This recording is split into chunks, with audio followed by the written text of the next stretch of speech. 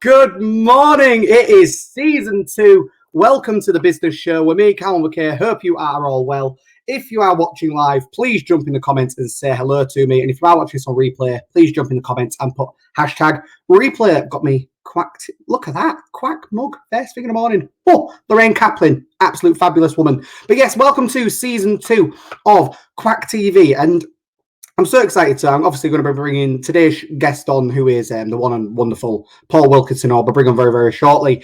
But it's great having the season 2 of this show now. So long story short, you might be going, it's called the business show. It's not called Quack TV anymore.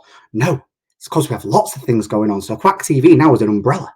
So we've got the business show, which is here every day, 9:30. With me and another business owner. Not many things will change. Other than it's going to be me waffling on and talking to the business owners afterwards. Then we're going to be having the late business show to start with once a month, which is going to be a couch discussion with myself, 4 or 5 other business owners. Imagine Graham Norton and Alan Carr having a love child. Other TV show hosts are available, but it's basically going to be like that, and I cannot wait.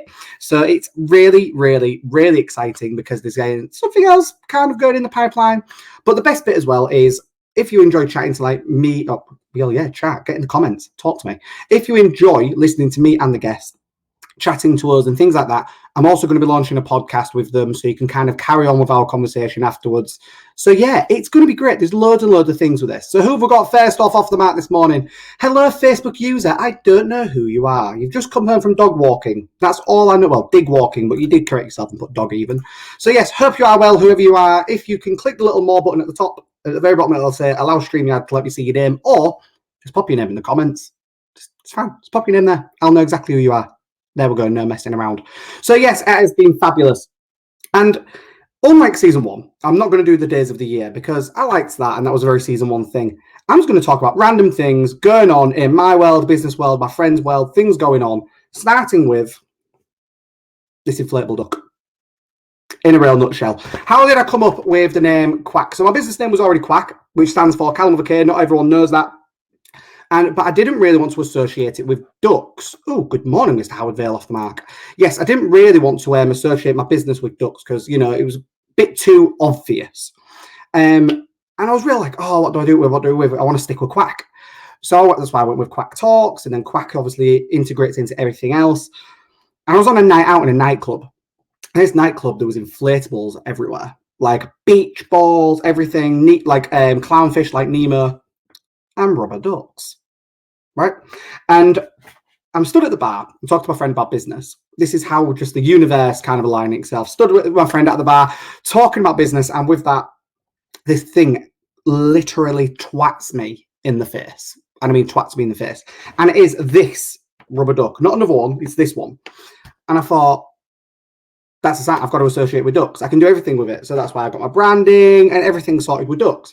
Everyone thinks I'm obsessed with ducks. I am now. I wasn't. And it was just kind of like a sign like that. And I've kept this to this day from the nightclub. So there is a picture of me. I will find the image and I will load it into my private Facebook groups, etc. Of me with this under my arm on a night out from when I found it. And yeah, so this is the reason, this inflatable thing in a nightclub on a night out when I'm absolutely shit-faced. That's the reason I associated my branding with ducks. There you go. There's a tale for you for today. But yes, so if you are tuning in live, like I said, please jump in the comments. If you are watching on replay, remember to put hashtag replay in the comments because I'm going to be bringing today's guest on, who I can't wait for. So the wonderful man that I'm going to be bringing on very, very shortly is a fit fanatic.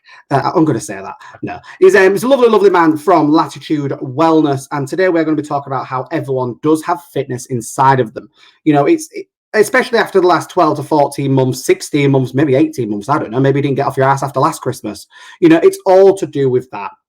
But I do ask everyone now, is there anything I should know before coming on the show? Because I like to ask random questions.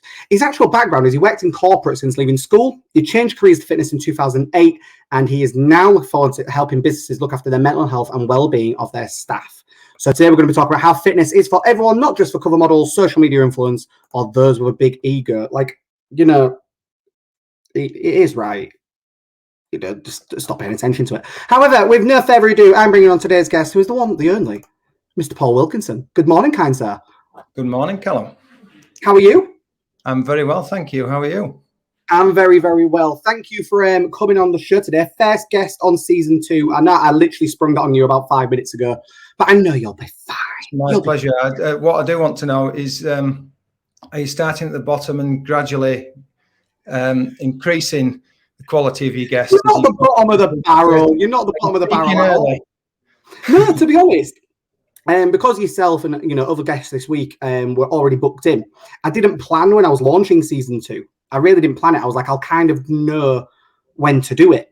And last week, I basically just cleared the diary out. I kind of had a bit of a week off, if I'm really honest. And it was like, oh, I'll use this as my break because then I've got a full week of guests the following week. So it was like season 2, launching it then. That's really obvious to do. But you're not bottom of the barrel. Don't ever think on it as starting with a bang. Yeah, well, story of my life, Paul. Absolute story of my life. Well, right, so before we carry on, can you just tell us who you are and what you do? Yes, Paul Wilkinson. I'm based in Keighley, West Yorkshire. My core business is a fitness studio.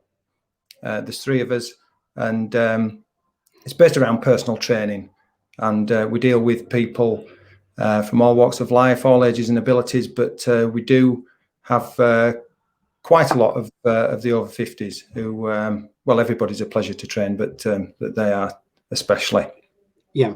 Oh, no, that's really, really cool. So, obviously, like you said, you started in corporate. So, what are you allowed to say what you did in corporate? What do you do in corporate? Well, I didn't choose a career. I left school at 17, actually, I was. Yeah. And it was a case of look for a job. And I got an interview at a firm of solicitors, the conveyancing department, and so I fell into it. And you just work your way up and get into your comfort zone. You get a certain salary, and don't get me wrong, that they weren't killing me with money, but once you've got a mortgage and a car and things that you need to pay for, you get trapped within that zone. Yeah, I can only imagine, because there's so many people. I've never been to university or anything like that, and I have no problems with universities at all. There is some people that I'd be like, oh, you don't need. Like, look, if you want to go to uni, go to uni. If you're a new kind of thing. But for a lot of people, they end up falling into corporate. And I think a lot of the time, they don't realize that, like some courses people do. I'm going to base it on uni, for example. I know you just said like college, but we'll base it on like uni. They're going out and they go straight into corporate. And because that's all they've ever envisioned with what they've studied or what they've learned, and they've kind of gone, oh, well, I've kind of got to do that. And it's like, actually, no, you don't. What else can you do on that path? Yeah, but I've always envisioned, like you said, whether you did or not, working in conveyancing. It's like, okay, I'm sure there's a lot more you can do with what you learn. And then it comes to that point where, like you're saying, they fall into the money trap and they end up fucking hating the job. By the way, you can swear, it's fine. They end up fucking hating the job. And it's a bit similar, I have a friend that is, I'm not going to name any supermarkets or anything, a friend that is a manager at a supermarket, and I got chatting to them, and, they do like their job. They said, it's not fulfilling their soul. I found they're a qualified PE teacher for school. I was like, what? He's like, yeah, but the money is there. I've fallen into the trap, and I'm it's not massively corporate, but I'm a manager in a global company. It pays better. And I'm like, what the fuck? So when did you realize you needed to get out of that? Well, I think I've realized quite early on, when you start out in any career, especially at the age of 17, you see the people that you're working with who are older than you. They've got their own office, they've got the secretary and maybe the company car, and you think, I really love to have my own office and the car and all that comes with it, wearing the nice suits. And then you realise when you get there, and I don't want to make myself out as being some sort of hotshot, because I wasn't. But when you can. It's fine, you can. It's my show, you can. Go for it. But no, but I really wasn't. I just use it for context to illustrate that it wasn't what I wanted. So you get there and you get to that point and you think, well, this wasn't what I signed up for. Yeah. The reality of having all those quote unquote nice things, because they're not that nice, and material things don't really matter. But when you you get there, you think, well, this wasn't what I signed up for. And you might be able to afford a few things, a few nice holidays and maybe a nice house, nice car, but they don't necessarily make you happy. Yeah. And I think people think that by buying these things, it will somehow dull the monotony and misery. Misery is maybe a bit harsh, but just the monotony of everyday life. You're completely right. You know, it's your life away for the weekend. Yeah, exactly. Like, you're either doing that or you snorted away in a bag of Coke because that's what you're around all weekend. Yeah. You know, like, it's, and I'm not I'm really trying not to stereotype there, but a lot of them, like you say it, because it's so monotonous, I hope I said that word right, and everything else, they kind of want that kick on a weekend. So that's when they end up falling into this shit, because they hate the job. It's so dull and boring, everything like that. So obviously you got out of corporate and you got into fitness. So can I, you know, when you was in corporate, was you at the gym quite a lot? Was you a bit of a fitness fanatic kind of thing then? Or how did you end up going into the fitness side of it? No, I'd always sort of played sport, but I found that as I was getting older, the weight, I'd started piling the weight on, because you might be stressed and overworked. You just tend to go for convenience. As I say, you look forward to the weekend, and weekend would have been a blowout time. Yeah.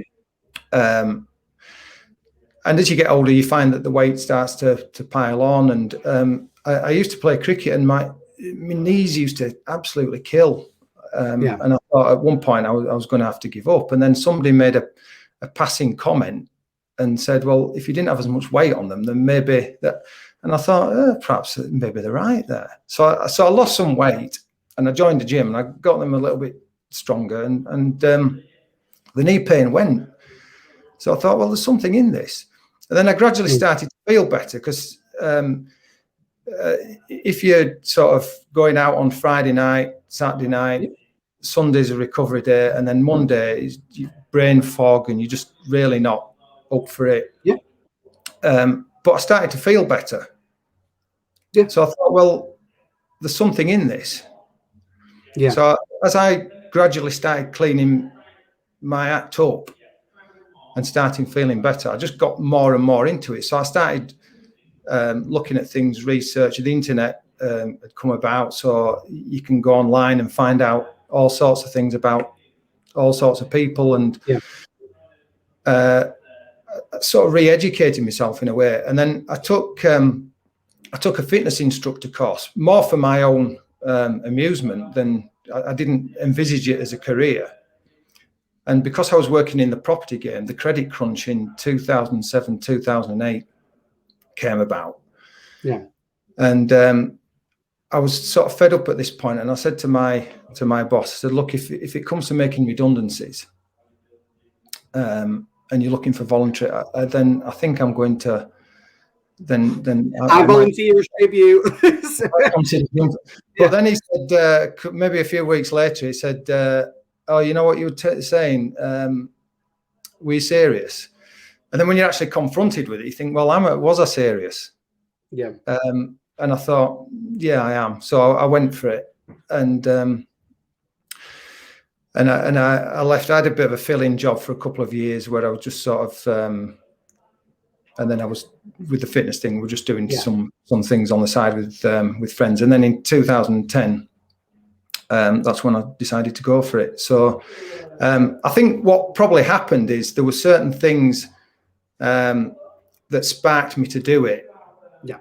When you look back, maybe the credit crunch and all that readjustment was a good thing, because it forced me into doing it. Had that not have happened, I would have probably just muddled on and never done it. So I think sometimes these defining moments in your life are not always a bad thing. They do spark you to do things. You're completely right. That's how I fell into coaching.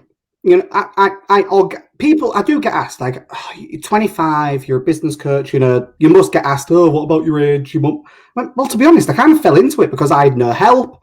When I found help, not in the form of a coach myself, because I'll be honest, there wasn't one I could afford, which I brought into my ethos. You know, when I got a good support group with things around me, I went, this, like you said, there's something in this. Like, I must not be the only person that knows I need to do this or that I need these people. And it's really important to like understand that and kind of listen to it. Like you've listened to it, you're like, there's something in this and this is benefiting me. So this will benefit other people. So obviously we're talking about how fitness is for everyone, not just cover models, social media influencers, and everyone being eager.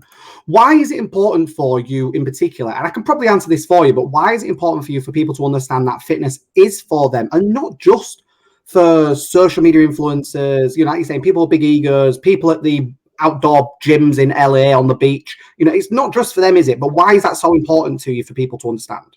Well, because I think fitness needs to get out of its own way in a little bit, because it's worth. I'm sort of plucking figures out there, but I think something in the region of £5 billion is the fitness industry. But yet, obesity levels and heart disease, type 2 diabetes, that's on the increase. So if the fitness industry is growing, but yet as a nation and as a world we're getting sicker, then surely it's failing us in some way. Yeah. And I think I mentioned earlier that we've got a lot of clients who are over 50. Mm-hmm. And if you look at a lot of fitness promotional stuff that's put out there, it will be somebody who's ripped. Yeah. And it'll be hashtag beach ready and hashtag beast mode. Now, if you've gradually, if you're at home, you're feeling down on yourself, you're sluggish, you've piled the weight on, your clothes don't fit you anymore, you're feeling self-conscious and you're feeling insecure, you're not going to look at that and think, oh yeah, that's me, that speaks to me, I can relate to that. Yeah. You want to know about real people who've experienced the same problems as you.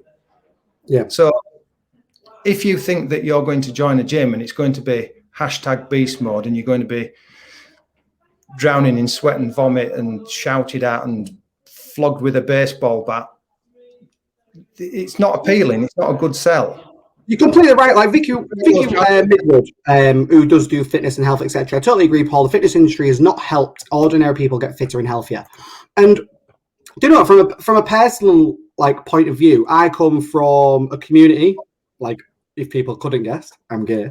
If I come from in particular gay culture, I'm not going to say full-on queer culture, I'm going to say gay culture, in particular gay men. And it's a very toxic environment because I don't expect a lot of people to understand the terminologies, but if you're too feminine, you can be discriminated against that. If you're not masculine enough, you discriminate against that. And you're expected to have a complete ripped body.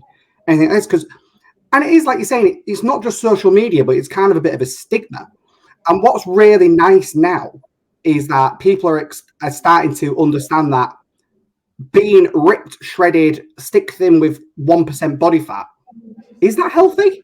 Like, you know, they're kind of going, is that the look of healthy? Like, there might be healthy inside, but not everyone will be able to get to that. You know, you need to be fit and working out. That's the difference. So I get completely why you're getting social media influencers. So why is it so important to everyone to understand that they don't have to be like that to start working out? Because they get to that after working out, don't they? Yeah, and what I would say is that if wanting to look like again, quote unquote, cover model is your thing, then that's absolutely fine. I'm not judging anybody for how they approach fitness. It's entirely a personal thing. But if we want more people to engage in it, then we've got to make it more appealing to the people that need it. Yep. To do that, we need to be more inclusive. And there's probably a lot of places that are inclusive. It's just that that's not the impression that people are getting, or that's what I tend to find. People will come to me and they'll see other over 50s working out and they'll say, I didn't think there were places like this where we could come. Because you go to an average gym, it's like strength. We all need to be strong, whether it's just to play with, get out the car, play with your grandkids. If you've got a manual job, we all need an amount of strength. But if you walk into a lot of gyms, the weights area is the domain of the alpha male. And if anybody dares to go within there's like almost like a steel fence around it. And if anybody dares to encroach on that, then but I think a lot of the time, coming from me, so I'm really not confident in the gym, for example. I wasn't, should I say. I wasn't very comfortable in the gym. And it took me a lot to join one. It took me a lot to join one and go in because of that. And I'm from Hull, and, for a small city, there's a lot of gyms. There's a real lot of gyms. But it's funny because once I started getting into gyms, I was like, oh, there's one close to me, and going, oh, no, you don't go to that. That's the bodybuilders one. I'm like, yeah. Does it have everything that gym? Oh, yeah, but that's the one all the body. Oh, okay. And then we've got like an Ultraflex. I know that's a global brand, so I know everyone will know that. Other gyms are available, but we've got Ultraflex as well. And I was saying to that, and they went, "Oh, and that's for the people that are like hardcore working out. Don't go to that one." I'm like, "But it's round the corner from me." Like, yeah, but that's for people that hardcore work out. I'm like, do you know what? No, is it fuck? It's for people that actually just want to work out and get fit and get healthy. And actually, if I go to that one, if I don't have a personal trainer, I know for a fact there's probably more chance of someone coming over and correcting me if I'm doing something wrong than your bog standard hotel gym that's got a spa and a swimming pool that's hardly got anything there. It's a bit like that. And I completely get why you're saying about egos and things like that as well, isn't it? Like, it's so important. Yeah. The biggest step for a lot of people is stepping through the door. It's an overwhelming experience for a lot of people because they feel as though they're going to be judged as soon as they walk through the door. I think the reality is that most people are just getting on with what they're doing, and they're like, you do tend to feel more self-conscious when you build things up in your own head that maybe aren't as bad as they are in reality. But the biggest step is walking through the door and not being judged. And if you can get over that, and then they get the feeling of the exercise, and then they get the feeling of how good it feels afterwards. Then they usually gather momentum. But it's the message, I think, is being lost in that people are unwilling to do that because they don't feel as though it's the place for them. So, Paul, what's your message? What's your message to people right now? Because we've got about another few minutes before wrapping up the show. What's your message to people watching it? I know you said you work with 50 over. Anyone under, is it, ignore the stigma of social media, all them kind of things? What is it? What is your advice to people watching going, okay, this is what I would say, regardless of what I've said, there are a lot of good coaches out there, a lot of good coaches / trainers out there. And gyms come to that. So what I would say is, if you are one of those people, there will be places out there that will greet you with open arms and give you what you need. So as I was saying earlier, it's not a one size fits all. Thrashing people for the sake of it is a big turn off, and being shouted at is a big turn off for a lot of people. Some people like that, and if they do, then fine. There are places out there that will give them it. But there's a lot of good information out there. It's just a case of, and lot of good coaches, it's just a case of seeking it out. You're completely right. Like, just like one thing is, like, my personal trainer, who I'm looking forward to getting back stuck in the gym with, he's the guy who showed me around. And with you saying about, walking in with open arms kind of thing, I walked in, he's like 6'6". He's built like a 10-brick shithouse. And I was a bit like, fucking hell. Like, that's when I went, he went, oh, take you for a tour around, give you a talk, blah, blah. Before I've signed up or anything, he was like, oh, you can do personal training. I'm a personal trainer. He went, oh, but you've got all these as well. Take your pick kind of thing. I went, no, I'll go with you. And I was like, I'll put myself out my comfort zone. This big macho man. I don't normally, like, believe it or not, people, I don't normally go to them people because it's a bit like you're saying, kind of a fucking hell. These people are going to stand there screaming like 1, 2, 3 at me. And we got there. He's camp as shit. Like, he's so open arms and what. But he just said, he went, I play to my audience. He was like, he said, I'm the one that gets pretty much most of the gay guys. He said, I do. Because I just have a laugh with them. Like, an absolute laugh. And I'm like, I love that. He was like, I very rarely get the big macho guys because they kind of see me as, well, not because he is built massive. He was like, they kind of go, oh, I don't want to be stood next to him because I'm going to look scrawny. And he goes, I hate it. I absolutely hate it. I'd love to work with them because a lot of them could do with a bit of work on the form. Like, he's like, I really wish to work with me, but they're not going to because of that ego. Like he's saying, they've got this ego in the gym. You come over and do it. So my personal advice, people, from me is fucking get over yourself. Like just, I think you make a really good point there. Yeah, you make a really good point in that you do attract the people or the message that you put out. You'll attract. It's like holding a mirror up to it. So if in what I see in the fitness industry is that trainers like to post pictures of themselves lifting heavy weights, looking good, flexing. Whereas what I try to do is put pictures of our clients. Yeah. We don't put pictures of ourselves without our shirts on. You would thank us for it. But we tend to showcase our clients and their achievements rather than our own achievements, because nobody cares what we can lift or what we look like. What they care about is what we can do for them. Yeah. So if somebody was looking for a trainer or facility, I would. My advice would be, look at what they've done for the people that they serve, not necessarily for themselves. Oh, I love it. Paul, on that note, I'm going to kick you backstage because we've been talking for half an hour, mate. So it's absolutely flies by the way. But thank you so much for coming on the show. My first guest on season 2. Very, very good. Really enjoyed it. We've had loads of great comments as well. Look, just last one from Vicky Midwood. Don't be afraid to try different gyms and different trainers to find the person for you. Absolutely love it. Paul, thank you so much. Don't rush off straight away. I'm going to kick you backstage and have a good old natter with you in a minute. All right. Speak to you soon. Pleasure. Oh, love that. First guest, season 2, The Business Show. This is why I love it. So yes, it is season 2, and I'm so excited. I'm glad the first episode was absolutely amazing. Yes, Vicky Midwood. Thanks, Paul. Thank you as well, Paul. It was absolutely great. Make sure you tune in this week. I've got an amazing array of guests. I've got guests I've never met before as well.